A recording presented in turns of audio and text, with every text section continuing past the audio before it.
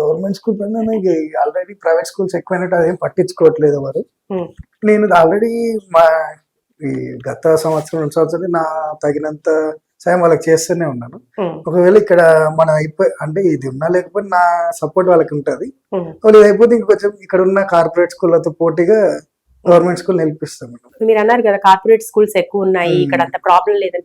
అంటే నిరక్షరాస్యులు కొంత ఇప్పటికీ ఉన్నట్టుగానే చెప్తున్నాయి, గణాంకాలు చెప్తున్నాయి. ఎంత చైతన్యం పెరిగినా కూడా సో చాలా మందిలో చెప్పాల్సిన అవసరం ఇంకా కనిపిస్తుంది. ఎన్నికైతే ఎవరిలో తెలుస్తుంది కదా, ఏ పిల్లలు పనికి వెళ్తున్నారు, స్కూల్కి వెళ్తారు, అది దాంట్లో తెలిసిన వాళ్ళకి మాత్రం ఖచ్చితంగా పని ఆపేసి స్కూల్కి పంపిస్తారు మేడం. బిలో 14 years ఓవర్ ఉన్నా.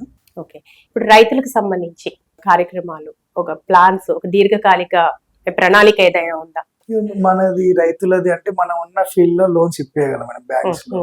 అదే మీ ఏదైనా కూడా ఈ ప్రశ్నలన్నీ కూడా మీ గ్రామ పంచాయతీ పరిధిలో మీరు చేయగలిగారు. ఇక్కడ మేజర్ గా రైతులకి క్రాప్ లోన్స్ ఇవి మేజర్ వస్తాయి. మా ఫీల్డ్ అదే కాబట్టి డాక్యుమెంటేషన్ కొంచెం తొందరగా అయ్యి వాళ్ళకు అనుకున్న టైంలో లోన్స్ వచ్చేలా చూస్తాను.